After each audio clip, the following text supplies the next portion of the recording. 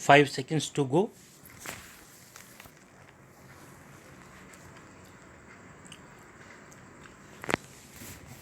Start.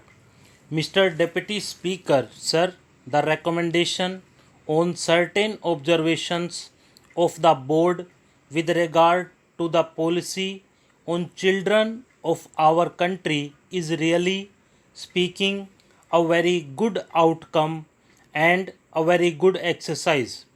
I have patiently heard the views on the policy as they were expressed by our Honorable Deputy Minister on the last day of the previous session.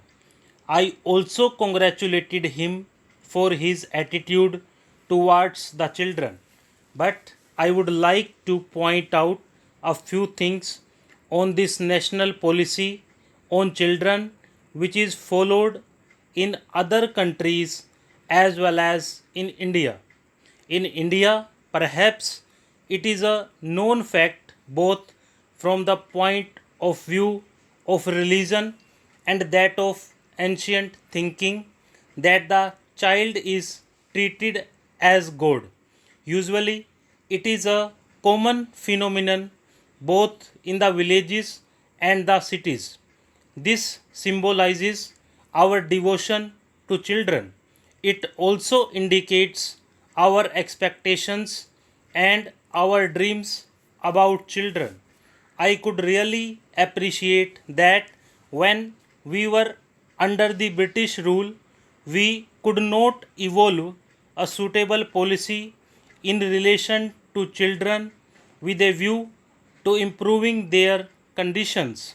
But we are now a free country. After taking oath as the Prime Minister of Free India, Jawaharlal Nehru never forgot to mention something about the children of India whenever he spoke, whether on the occasion of Republic Day, Independence Day, or anything else. He thought that the country could have been built much more given sufficient care and they had been made to feel that they were partners in all our work. This was also the thinking of Lenin in Soviet Russia. Immediately after the revolution, Lenin used to speak about children on all occasions and say that they should be given due care. This resulted in the formation of the Young Pioneers Group for children between the ages of 6 and 14 in Soviet Union and other socialist countries. In all the socialist countries, this group is recognized, engineered, financed, and administered by the governments and given highest priority in the matter of development. Similarly, measures have been undertaken recently in Iraq also. While I was there recently, I could see that they have adopted the same policy. The first priority is given to them by that country.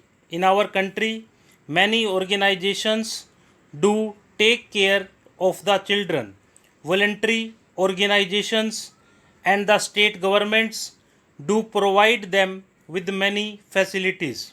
The recommendations are very nice.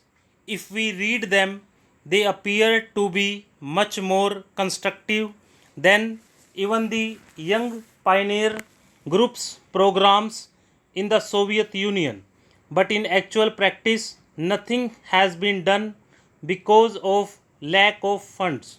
If everybody receiving a salary and paying income tax, wealth tax, gift tax, or vehicle tax is requested to participate in the endeavor to raise resources for children, nobody will object.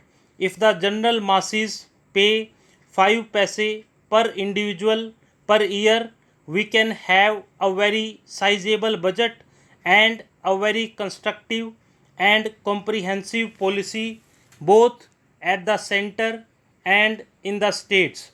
When a child grows into a young man, he talks of sports and games.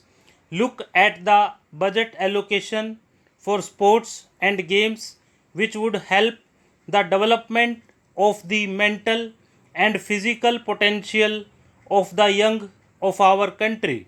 It is a small amount in comparison to what they spend in Middle Eastern countries, in a country having 100 crores of people, that is the second largest population in the world. Children and youth are not given any financial expenditure support by the government. There is no compulsory item of expenditure for the promotion of the moral and cultural talents of the children in the national sphere. This work has to depend on some social organizations. I do not object to the participation of voluntary organizations, but I do feel that when a country proclaims itself to be a socialist country or a country on its march towards socialism, the looking after the youth and children should be the basic pillar of the policy of the country. What is the position in our country? The children are badly neglected. They do not know even their own parents. In the words of Jawaharlal Nehru, when a child is born in this country, it should consider the country as its mother, and the country should consider the children as their own. Do our children think of our country in that way now? Today, the looking after of children is done by the father of a church because they feel that is the way to serve God.